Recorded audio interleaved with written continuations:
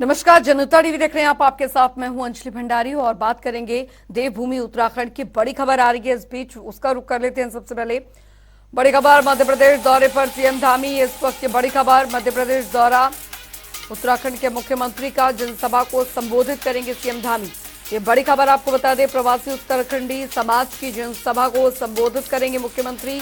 इंदौर के विनायक गार्डन में कार्यक्रम का आयोजन होने जा रहा है। मध्य प्रदेश दौरे पर सीएम धामी, ये बड़ी खबर आपको बता रहे हैं। तो जनसभा को संबोधित करेंगे उत्तराखंड के मुख्यमंत्री पुष्कर सिंह धामी, ये बड़ी खबर आपको बता रहे हैं।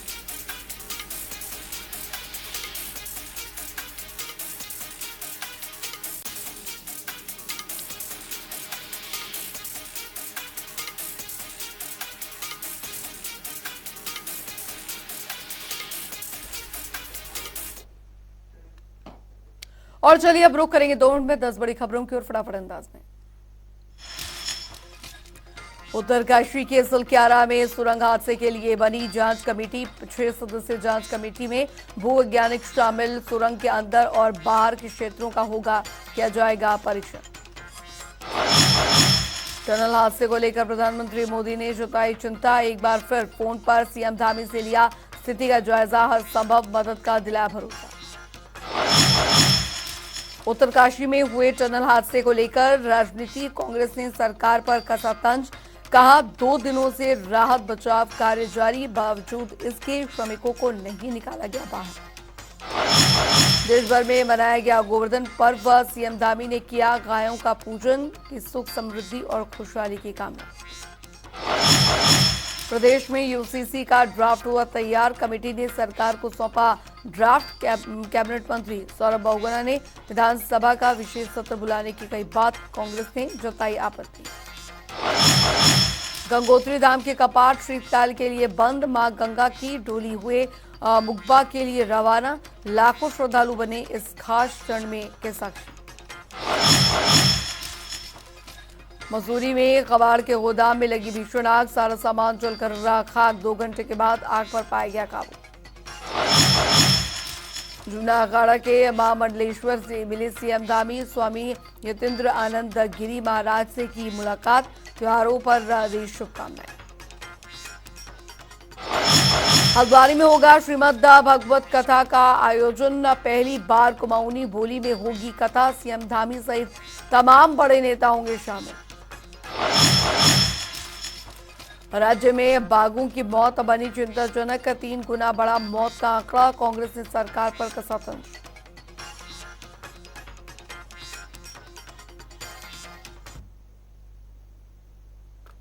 चलिए खबरों में आगे बढ़ेंगे। उत्तरकाशी में बन रही सुरंग में 44 मजदूरों की जिंदगियां फंसी हैं। सुरंग से निकालने के लिए देहरादून से तकनीकी टीम भी आई है।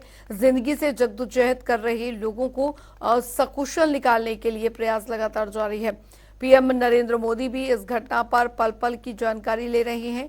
सीएम पुष्कर सिंह धामी ने बताया कि सभी लोग सकुशल हैं और बता दें कि 12 तारीख को दरअसल उत्तराखंड के उत्तरकाशी में बन रही यमुनोत्री नेशनल हाईवे में सुरंग धंस गई थी।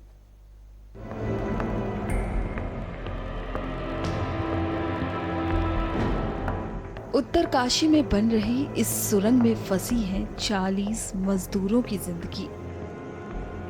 आखिर कैसे चल रही होंगी इनकी सांसें? क्या चल रहा होगा उनके मन में?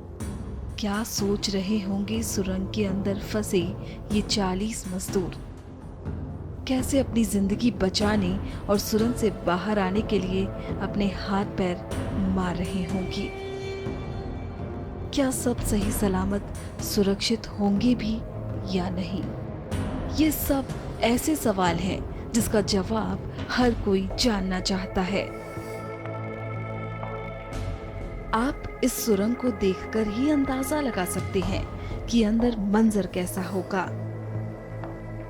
सुरंग के अंदर फंसे लोगों से बातचीत की जा रही है।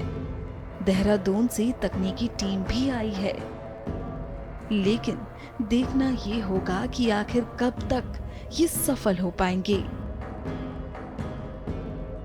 एनडीआरएफ और एसडीआरएफ की टीमों का रेस्क्यू ऑपरेशन भी जारी है। जिंदगी से जद्दोजहद कर रहे लोगों को सकुशल निकालने के लिए प्रयास लगातार जारी हैं।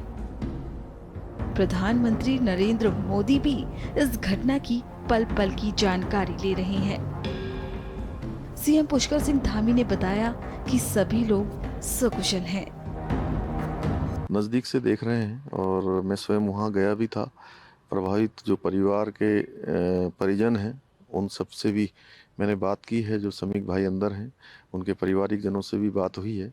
सभी वहाँ पर कुशल हैं और जो ह्यूम पाइप इत्यादि हैं टेक्निकल टीम उसको असेंबल्ड करने में लग गई है और जो भी समय लगेगा जल्दी से जल्दी जो है उनकी कुशलता से बाहर आ जाएं, इसी काम में हम सब लोग लगे हुए हैं।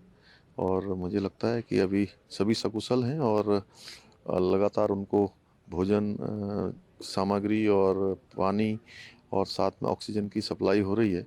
सभी लोग लगातार उस पर नज़र बनाए हुए हैं। 12 तारीख को उत्तराखंड के उत्तरकाशी में बन रही यमुनोत्री नेशनल हाईवे सुरंग धंस गई, जिसमें करीब 40 मजदूर फंसे हुए हैं। एनडीआरएफ और एसडीआरएफ की टीमों के द्वारा इन लोगों तक ऑक्सीजन और खाना भी पहुंचाया जा रहा है। लगातार इनसे संपर्क भी साधा जा रहा है, लेकिन कब तक, ये बड़ा सवाल है। इन लोगों की सलामती के लिए यहाँ पूजन भी करवाया गया है। अंदर का मामला यह है कि थोड़ा वहाँ में बाहर मंदिर थोड़ा बना है, शनिवार को वहाँ पूजा करता हूँ और निकल जाएंगे। मामला है कि सुरक्षित हैं और निकल ही जाएंगे बाहर। तो आप किस लिए गए थे? अंदर आपकी नहीं, अंदर नहीं गए, वहीं यहीं पे गए। बाहर पीछे है ना मंदिर थोड़ा, तो थोड़ा पूजा की मेरे पास। अंदर थोड़े गए, अंदर थोड़ा जाता हूँ करके आपने क्या? वही पूरा बाहर के श्रीफल फाड़े, जन्नी जुन्नी चढ़ाई, भगवान की कृपा हो जाए, यही सुरक्षित बाहर। इसी बीच सरकार ने इस हादसे की जांच के आदेश दिए हैं। उत्तराखंड सरकार ने सुरंग दुर्घटना की जांच के लिए मंगलवार को 6 सदस्यीय विशेषज्ञ समिति का गठन किया है।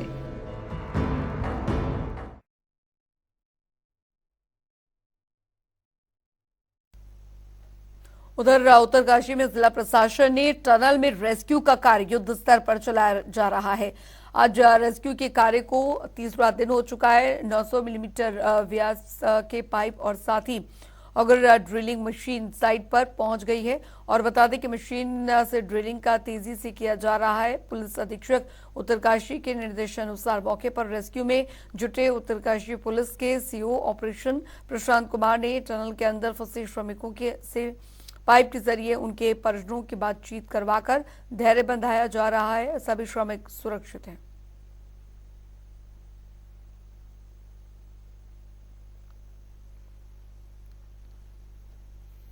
उधर आपको बता दें वहीं टनल हादसे को लेकर राजनीति भी गरमाने लगी है। इसको लेकर कांग्रेस प्रवक्ता शीशपाल सिंह बिष्ट ने कहा है कि पिछले 2 दिनों से रात बचाव कार्य किया जा रहा है, लेकिन अभी तक मजदूरों को बाहर नहीं निकाला गया। इसको लेकर उन्होंने सरकार पर निशाना साधते हुए कहा कि ये अपने आप में सरकार की सफलता को दर्शाता है। देखिए, सिस्टम की लापरवाही का मामला है। एक होती है देवी आपदा और एक होती है सिस्टम की लापरवाही। और सिस्टम की लापरवाही के आगे जो है आप देख रहे हैं कि आज सभी लोग परेशान हैं। जो मजदूर वहां फंसे हैं उनके लिए पूरे प्रदेशवासियों की, हम सबकी संवेदनाएं हैं। वो लोग दीपावली जैसा त्यौहार अपने परिजनों के साथ, अपने बच्चों के बीच नहीं मना पाए। इससे ज़्यादा और चिंताजनक क्या हो सकता है। अब हमारी प्रार्थना प्रभु से यही है कि वो सकुशल बाहर आए और अब उनकी भी दिवाली हो, और वो अगर सकुशल आ जाते हैं तो इससे बड़ी दिवाली और क्या होगी। लेकिन जो सेफ्टी ऑडिट उस निर्माणाधीन सुरंग का होना चाहिए था उसमें चूक हुई है। वहाँ बताई जा रही कि पहले से पानी की लीकेज थी, पहले भी कई बार वहाँ पर जो है मलबा आ चुका है। तो लापरवाही क्यों बरती गई आप बोलिए ना। जो मॉनिटरिंग एजेंसी और जो कार्यदायी संस्था है। उधर मुख्यमंत्री पुष्कर सिंह धामी पिथौरागढ़ पहुंचे, जहां पर सीएम धामी ने ऐतिहासिक जौलजीबी मेले का उद्घाटन किया। इस दौरान सीएम ने जौलजीबी मेले की अच्छी व्यवस्था के लिए 10 लाख रुपए देने की घोषणा की है। सीएम धामी ने ज्वालेश्वर महादेव मंदिर में पूजा अर्चना की और पुजारी को 1100 रुपए लिफाफे और 500 रुपए की नकद दक्षिणा दी। इस दौरान सीएम धामी ने कहा कि दरअसल बचपन से ही मुझे मेले देखने का बहुत शौक रहा है। सूचना प्रौद्योगिकी के युग में के बाद अब मेलों का स्वरूप बदल गया है। ये मेले का महत्वपूर्ण स्थान रखता है, आर्थिक और सांस्कृतिक।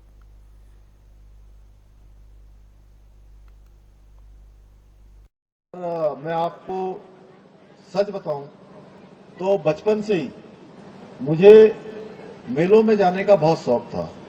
पहले यहाँ मेलों में जब लोग पहुंचते थे तो वो सवेरे से चलते थे, शाम को मेले में रहते थे और कई कई दिनों तक मुझे याद है बचपन में। अब तो पता नहीं, चूंकि अब सब समय बदल गया, अब संचार की क्रांति आ गई है, इंफॉर्मेशन टेक्नोलॉजी का युग आ गया, तो अब मैं समझता हूं मेले का जो स्वरूप है वो भी बदल गया।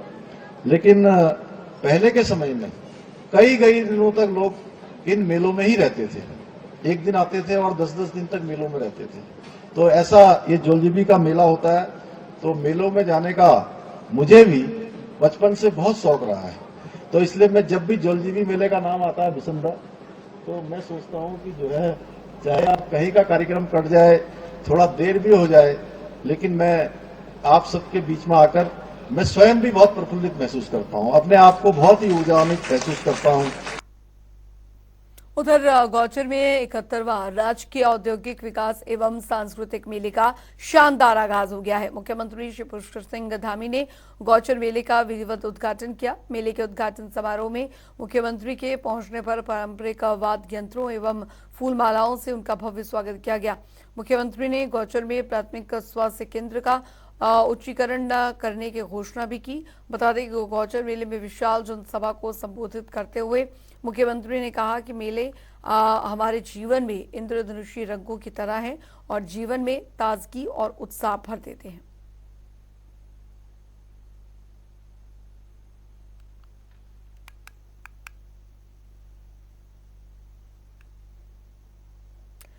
बढ़ेंगे आगे, आपको बता दें कि दरअसल प्रदेश में यूसीसी को लेकर तैयारियां जारी हैं। सरकार जल्द से जल्द प्रदेश में यूसीसी को लागू करना चाहती है और इसी कड़ी में यूसीसी कानून का ड्राफ्ट कमेटी ने सरकार को सौंप दिया है। इस बात की जानकारी कैबिनेट मंत्री सौरभ बहुगुणा ने दी है।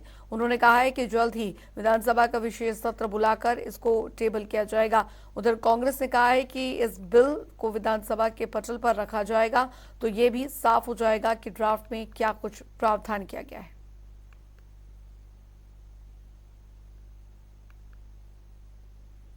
जो है वो सर कमेटी के द्वारा सौंप दिया गया है, उसको हम विधानसभा सत्र में उसको लाएंगे, उसको पारित कराएंगे। जैसा कि उत्तराखंड सरकार की मंशा थी, माननीय मुख्यमंत्री जी का वादा था उत्तराखंड की जनता के साथ कि हम यूसीसी लागू करेंगे। 22 के चुनाव के पहले हमारी घोषणा थी और सबसे पहली कैबिनेट में हमने इसको स्वीकृति देने की काम करे थे और मुझे पूर्ण उम्मीद है कि जल्द से जल्द ये सत्र बुलाएंगे और उस सत्र में उस यूसीसी को और हमारे राज्य आंदोलनकारियों वाला जो आरक्षण है उसको हम स्वीकृति देंगे और उसको उत्तराखंड में पारित करेंगे। देखिए, ये भारतीय जनता पार्टी का अपना एजेंडा है, वो अगर टेबल करना चाहते तो करें, जो हमको कहना होगा हमारे लोग सदन में करेंगे, चर्चा करेंगे, देखते हैं उस ड्राफ्ट में क्या है, क्योंकि हमने इनसे ड्राफ्ट मांगा था, क्या उद्देश्य है कहा था, तो उन्होंने हमको दिया नहीं, न सरकार ने उपलब्ध कराया और न ही जो कमेटी बनी है, ड्राफ्ट कमेटी थी, हमने उनको भी पत्र लिखा था, उन्होंने भी हमको नहीं दिया है।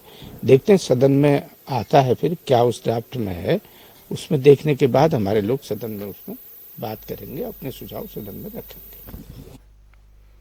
उधर राजस्थान और मध्य प्रदेश चुनाव को लेकर उत्तराखंड बीजेपी ने अपनी तैयारियां पूरी कर ली हैं। बता दें कि मध्य प्रदेश और राजस्थान चुनाव को लेकर बीजेपी के पदाधिकारी कार्यकर्ताओं सहित महिला मोर्चा को जिम्मेदारी मिली है और ये लोग दरअसल राजस्थान और मध्य प्रदेश चुनाव में प्रचार प्रसार का काम करेंगे। वहीं इस पर प्रदेश प्रवक्ता मधु भट्ट ने कहा कि राजस्थान और मध्य प्रदेश चुनाव को लेकर तमाम कार्यकर्ताओं को जिम्मेदारी सौंप दी गई है। साथ ही उन्होंने क्या कुछ कहा, सुनिए। देखिए, बिल्कुल निश्चित रूप से संगठन का जो काम होता है, बिल्कुल हम चाहते हैं हमारी जो सरकार, जो केंद्र की सरकार है, वो बहुत धरातल पर काम करती रही है और वहाँ पर बहुत सारे जो हैं विकास कार्य हुए, उन विकास कार्यों को लेकर जनता के बीच में हम जा रहे हैं और निश्चित रूप से जनता ने हमको बहुत कई बार हमें उस जो हमने काम किए हैं उसको सराहा भी है। निश्चित रूप से उसका परिणाम भी सामने आएगा। उधर रामनगर में दरअसल कॉर्बेट नेशनल पार्क का जिकाना जोन दरअसल कल सुबह से सैलानियों के लिए खोल दिया जाएगा, जिसको लेकर पार्क प्रशासन ने सभी तैयारियां पूरी कर ली हैं। सुबह पार्क प्रशासन के अधिकारियों की मौजूदगी में ननगढ़ी गेट से सैलानियों को ढिकाला डे सफारी और रात्रि विश्राम के लिए भेजा जाएगा। बता दें आपको, ढिकाला घूमने आने वाले सैलानी यहां बाग देखने के अलावा प्राकृतिक वातावरण को देखने के लिए भी ललायित रहते हैं। 15 नवंबर हर साल हम ढिकाला को खुलते हैं और हमारा नाइट स्टे जहाँ भी है बाकी रेस्ट हाउस वो भी कल से खुल रहा है। तो इसकी पूरा तैयारी चल रही है। इस बार हमने रेस्ट हाउसेस को रिनोवेट कर दिए हैं, वहाँ की जो भी लिनन सब है वो सब बदल दिए हैं। तो इस बार पूरा तैयारी है। उसके साथ साथ हमारा जो रोड्स है, ढिकाला का रोड वो बहुत ही खराब हालत में थी इस साल की मानसून के इसमें, बट उसको भी ठीक करा दिया गया है। अभी हमारा पूरा तैयारी है इस नए टूरिस्ट सीजन को स्टार्ट करना। नया साइट चल रही है, बहुत ही स्मूथ चल रही है। आप पर्यटकों से भी पूछ सकते हैं। कल जब आएंगे हमारे नए पर्यटक, जो पहले ढिकाला का बुकिंग जो हुआ करता था वो तो बहुत ही मुश्किल से मिलता था कोई इंडिविजुअल को, तो आजकल में बहुत सारे बुकिंग्स इंडिविजुअल लेवल पे हो रहा है कि बहुत सारे टूरिस्ट खुद ही बुक करके आ रहे हैं। आप कल अगर हो सकता है तो उनसे भी पूछ लीजिए, उनका भी एक्सपीरियंस बहुत पॉजिटिव रहा है। हमको भी बहुत सारे रिस्पॉन्सेस आ रहे हैं हमारे मेल पे कि उनका बुकिंग इजीली हो जा रहा है। तो अभी हम 27 दिसंबर तक ही खुले हैं, तो वो पूरा ही फुल है ढिकाला। तो जैसे ही ओपन होता है 1-2 मिनट में बुकिंग हो जाता है, तो सारा फुल ही चल रहा है हमारा। उधर हल्द्वानी के पर्वतीय सांस्कृतिक उत्थान मंच में श्रीमद् भगवत कथा का आयोजन किया जाएगा।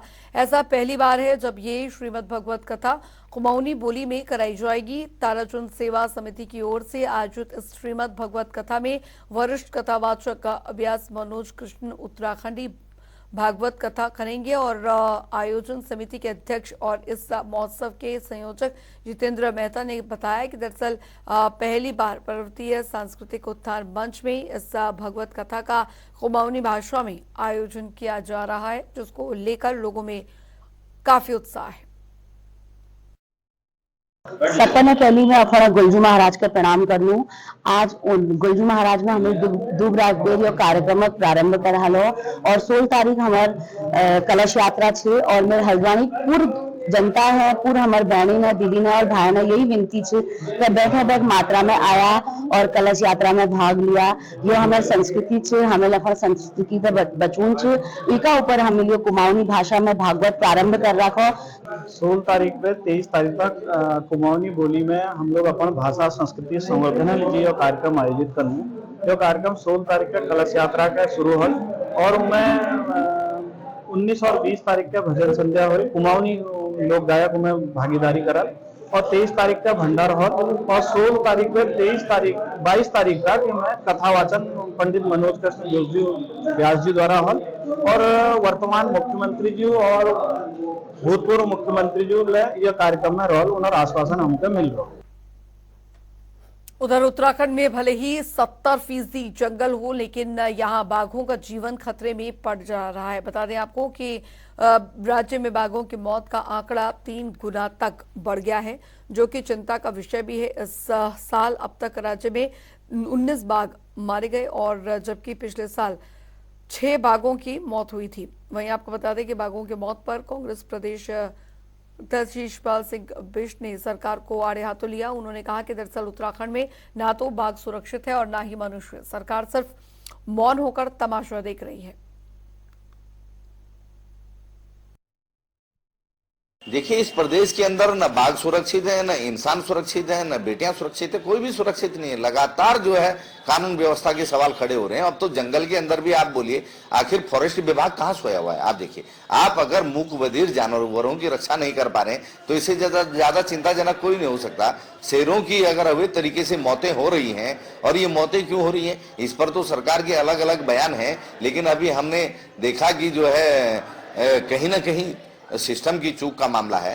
तो इस पर नियंत्रण अगर नहीं कर पा रही है सरकार, वन विभाग, तो इससे ज्यादा आप बता सकते नहीं, क्योंकि जितना बजट जो है वन्य जीव सुरक्षा के नाम पर आ रहा है वो कहाँ ठिकाने लग रहा है, आप बताइए। और वहां पर जो वन विभाग का स्टाफ है उसके पास जो उपकरण होने चाहिए, जो सेफ्टी के लिए जो सेफ्टी गार्ड होनी चाहिए, वो है कि नहीं है।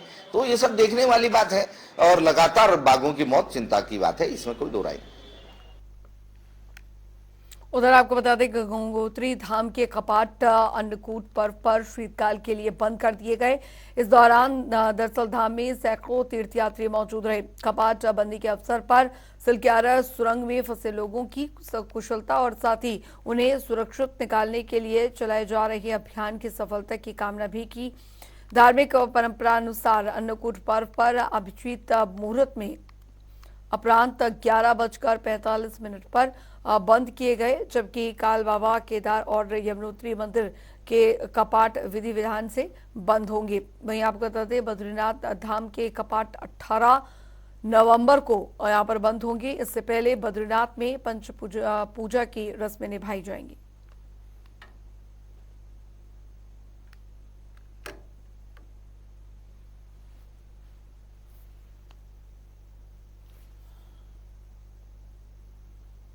उधर राज्य स्थापना दिवस के अवसर पर देहरादून में हुई डकैती को लेकर सियासत जारी है। कांग्रेस ने दरअसल रिलायंस ज्वेलरी शोरूम में हुई डकैती के मामले में आरोपियों की गिरफ्तारी न होने पर नाराजगी जाहिर की है।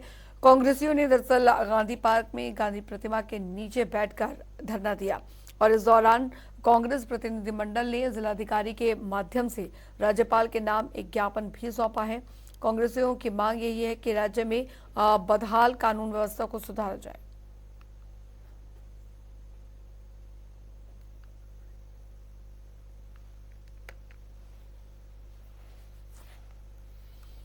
रुक करेंगे। इस बीच आ रही एक बड़ी खबर की और बड़ी जानकारी आ रही है। देहरादून से उत्तराखंड पहुंचे बीजेपी अध्यक्ष जेपी नड्डा। ये इस वक्त की बड़ी खबर, उत्तराखंड पहुंच चुके हैं बीजेपी के राष्ट्रीय अध्यक्ष जेपी नड्डा और मुख्यमंत्री पुष्कर सिंह धामी ने उनका स्वागत किया है उत्तराखंड आगमन पर। तो निजी यात्रा पर पहुंचे हैं जेपी नड्डा। ये इस वक्त की बड़ी खबर, उत्तराखंड पहुंचे बीजेपी राष्ट्रीय अध्यक्ष जेपी नड्डा। ये इस वक्त की बड़ी खबर, मुख्यमंत्री पुष्कर सिंह धामी ने उनका स्वागत किया। उत्तराखंड में निजी यात्रा पर पहुंचे हैं जेपी नड्डा। ये इस वक्त की बड़ी खबर आपको बता दें। तो देहरादून से बड़ी खबर, उत्तराखंड पहुंच गए हैं बीजेपी अध्यक्ष जेपी नड्डा और जानकारी फिलहाल मिल रही है। मुख्यमंत्री पुष्कर सिंह धामी ने उनका स्वागत किया। निजी यात्रा पर पहुंचे हैं बीजेपी के राष्ट्रीय अध्यक्ष जेपी नड्डा। ये बड़ी खबर आपको बता दें, देहरादून से आ रही है। मुख्यमंत्री पुष्कर सिंह धामी ने स्वागत किया है।